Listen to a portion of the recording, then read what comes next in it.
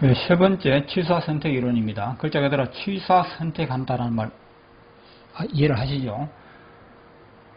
어떤 말의 원소적인 의미, 원소적인 의미입니다. 이것이 그 상황에 어울리면 사용하고 그 상황에 어울리지 않으면 사용하지 않는다는 이론입니다. 어떤 말이 그 장소에 어울리면 쓰고 어울리지 않으면 안 쓴다. 단 그 낱말의 원소적인 의미를 알아야 되는 겁니다. 그 낱말의 원소적인 의미가 이 상황에 어울리느냐 안 어울리느냐 이걸 판단할 수 있어야 되는데 그 판단은 저절로 하도록 되어 있습니다. 모든 단어, 모든 수거, 모든 문장의 사용법과 활용법이 그렇다는 이야기거든요. 그 예를 들어 보겠습니다. 입는다도 단어고 먹는다, 버린다도 다 중요한 단어죠. 그렇죠? 다 나름대로의 중요한 단어입니다. 이 단어가 과연 이 자리에서 쓰일 수 있느냐 없느냐 하는 것은 전체 상황을 보면 안다는 거거든요. 배가 고플 때는 이 상황에서는 어느 말이 맞습니까? 밥을 먹는다가 가장 잘 어울리는 말이죠. 예. 필요 없는 물건은 버린다가 여기서 잘 어울리잖아요. 그렇죠? 예. 또 영어에서 I have a book, 나는 책 하나가 있어요. 재미있습니다. 그 책은 재미있습니다. 이 말이 잘 어울립니다. 그 책은 재미있습니다. 그렇죠? 그러면 이 말을 쓰면 되는 것이죠. 이거 누구나 다 아는 사실이죠. 누구나 다 알고 누구나 당연하다는 생각을 하실 겁니다. 그렇지만 이 취사 선택 이론이라는 게 지금까지 우리 공부에 없었습니다. 무시됐습니다. 아시겠죠?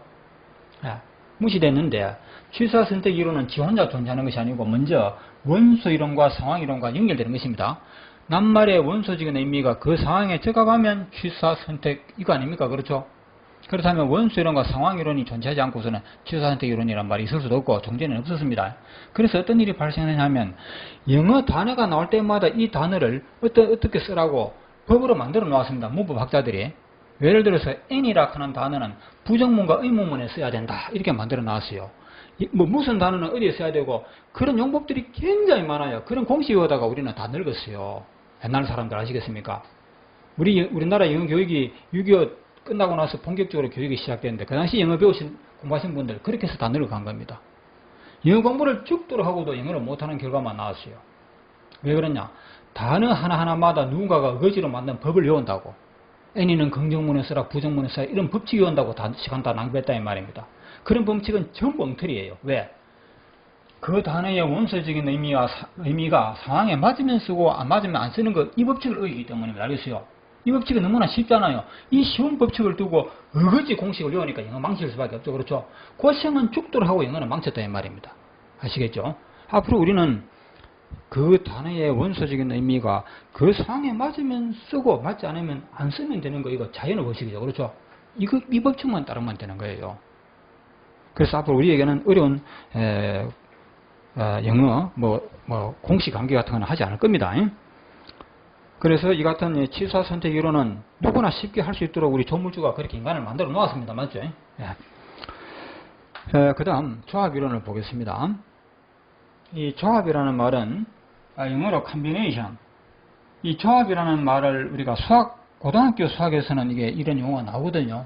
고등학생은 아마 2학년 이상 되면 금방 이해하지만 그렇지 않은 분들은 이걸 어떻게 설명드렸냐면 이렇게 생각하시면 돼요. 조합이 무엇이냐면 0에서 1, 2, 3, 4, 5, 6, 7, 8, 9 숫자 9개가 있죠. 9개가 10개 아닙니까? 그렇죠? 0에서 9까지 10개입니다. 10개. 이 10개의 숫자를 우리가 암기를 했습니다. 맞죠? 그 다음에 9 다음에 숫자를 만들면 어떻게 되겠습니까? 어떻게 만들겠습니까, 여러분? 9 다음에 숫자를 또 만들고 또 그 다음에 숫자를 또 만들고 새로운 숫자를 계속 만들어 나간다면 우리 사람들은 머리가 터져버릴 겁니다. 그렇죠? 그 이상 못 만들어요. 만들기도 힘들고 외우지도 못해요. 그렇게 하지 않고 뭘 이용했죠? 9 다음에 숫자는 더 만들 필요 없이 어떻게 합니까? 0, 9, 그 다음에 숫자는 자릿수로 올려버리죠. 그렇죠? 즉 10의 자리로 수를 올려버리지 않습니까? 맞죠? 100의 자리, 1000의 자리. 이렇게 해서 10개만 이용하면 끝없이 많은 수를 다 표현할 수가 있는 거죠. 바로 영어도 그렇다는 것입니다. 영어만 그런 것이 아니고 우리 한국말, 중국말 다 그런 거예요. 이게 바로 뭐냐면 언어는 조합 이론에 따라 구성되어 있다는 겁니다. 이게 수학적인 이론입니다. 이 조합 이론에 따라서 언어가 구성되어 있다. 이 사실을 알아야 되지. 이 사실을 무시하고 영하다가는 정말 우리는 봉변당하게 될 겁니다. 봉변당한다. 좀 심한 표현입니까? 이 사실을 알아야 돼요.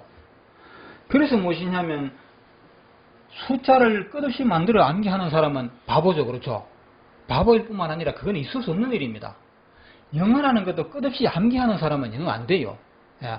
반드시 어떤 원리, 그렇죠? 원리를 알아야 한다 이 말입니다. 원리 이해를 못하면 암기하는 것은 소용이 없다는 것이죠.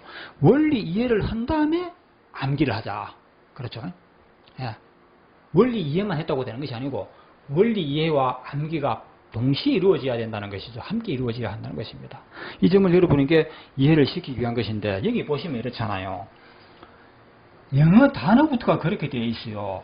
알파벳은 26개잖아요. 숫자는 10개잖아요. 10개의 수를 가지고 끝없는 수가 창조되듯이 알파벳 26개 가지고 조합 이론에 따라서 끝없는 단어가 만들어지고 기본 단어 1000개, 5000개 정도를 가지고 끝없는 언어가 이루어지잖아요. 그렇죠? 예. 이것은 반드시 어떤 법칙을 따르게 되어 있습니다. 10개의 수를 가지고 끝없는 수를 만드는 것도 법칙이 있죠. 십진법 하는 게 있지 않습니까? 그렇죠? 십진법 이론, 분수 이론, 소수점 이론 같은 게 있죠. 이런 법칙에 따라서 우리 수어 세계가 전개되는 것처럼 영어가 이같이 수많은 단어와 수많은 문장도 어떤 법칙을 따르고 있다는 것이죠. 맞죠? 이 법칙이 어려운 것이 아닙니다. 이 법칙을 반드시 원리 이해를 하고 그 다음에 암기를 해야지 암기도 쉬워진다 이 말입니다. 아시겠죠? 예.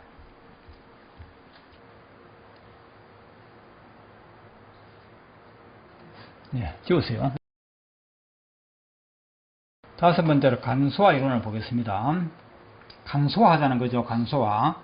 언어는 간소화 현상이 있다. 말을 하거나 글로 쓸 때, 말로 하든 글로 쓰든 가능하다면 시간과 힘을 절약하고 단어의 수도 절약하려고 한다는 이론을 말하는 거거든요. 이게 당연한 말이죠. 그죠? 말을 길게 하는 것보다는 짧게 해서 내 의사를 전달할 수 있고, 그렇죠? 또 뭡니까? 발음도 편하게 하고. 가까이 있는 사람한테 큰 소리로 말할 필요 없잖아요. 그죠? 그래서 되도록이면 전략한다는 이론입니다. 이게 우리가 경제원칙이라 하지 않습니까? 연애에도 바로 경제원칙이 그대로 적용되는 것입니다. 다음 갈로 속에 말한 간소화 현상에 따라서 생략되는 경우가 많다. 우리말부터 보겠습니다. 감기약이라 말은 감기를 치료하는 약을 줄임말이죠. 그렇죠? 자, 그 다음 또 보죠. How old are you? 몇 살이냐고 물었을 때 간단하게 10, 요 한마디로도 되는 겁니다. 그렇죠? 요 한마디만 가지고도 대답이 된다 이 말입니다. 나머지는 다 생략해버리자는 거죠. Do you like apples? 사과 좋아하니? Yes! 한마디만 가지고 되죠. Where do you live? 어디 사니? 서울 한마디만 해도 되는 겁니다. 그렇죠? 또 I like anything. But 자, 요 말이 없다고 가정했을 때 I like anything but this 이런 문장이 나왔어요. 이걸 영어를 가르치는 선생님들이 학자들이 학생들에게 설명해 주기 위해서 설명해 줄 방법이 없었어요. 아마 영어를 가르치는 분들이 이거 다 알고 있을 겁니다. 도무지 설명할 방법이 없어요. 그래서 이상하다. 나는 뭐 anything but 이 도대체 무슨 말이냐. 그래서 이렇게 한 겁니다. anything but는 뭐와 같으냐 하면 never와 같은 말이다. never. never라고 하는 것은 절대 안 한다는 뜻이거든요. 이렇게 외우라고 한 겁니다. 외워놓고 보니까 왜 never가 되는지 도무지 이해가 안 되잖아요. 그렇죠? 억지로 외우자니 힘들잖아요. 이렇게 했던 적이 있죠. 그렇죠? 아마 영어 선생님 하셨던 분들은 다 알 겁니다. 이뿐만이 아니고 수많은 어떤 영어의 현상에 대해서 무조건 외워라. 이때는 이것이다. 외우라고만 한 겁니다. 이거는 외우는 상황이 아니고 간소화 이론으로 풀면 너무나 쉽게 풀리는 이야기거든요. 자, 보겠습니다. 원소 이론에 따라서 낱말의 뜻을 살리고 간소화 이론에 따라서 간소화된 것이 무엇인가를 알면 답이 금방 나오는 것이거든요. 나는 좋아한다. anything은 무엇이든지, 그렇죠? 얼마 전에 했던 단어입니다. 나는 무엇이든지 좋아합니다. 그러나 이것은 좋아한다는 말입니까? 안 좋아한다는 말입니까? 안 좋아한다는 뜻이죠. 이 말이 생략되었다는 걸 알면 이거 말이 저절로 살아나는데 그런 거는 설명해 주지 않고 anything부터는 never와 같은 뜻이라고 암기하라 이렇게 해가지고 영어 되겠습니까? 그렇죠? 간소화 현상으로 풀리지 않았던 의문을 대부분 다 풀 수 있습니다. 아시겠죠? 자, 여섯 번째, 내림순 번역 이론입니다. 이 말 자체가 벌써 너무나 당연한 말이죠. 내림순 번역이다. 내림순이라 하는 것은 먼저 말이 시작되었죠. 또 그 다음 말이 쭉 내려가지 않습니까? 이 내려가는 순서대로 뜻이 번역된다 이 말이죠. 그렇죠. 그 당연한 거죠. 그죠? 우리말도 그렇죠.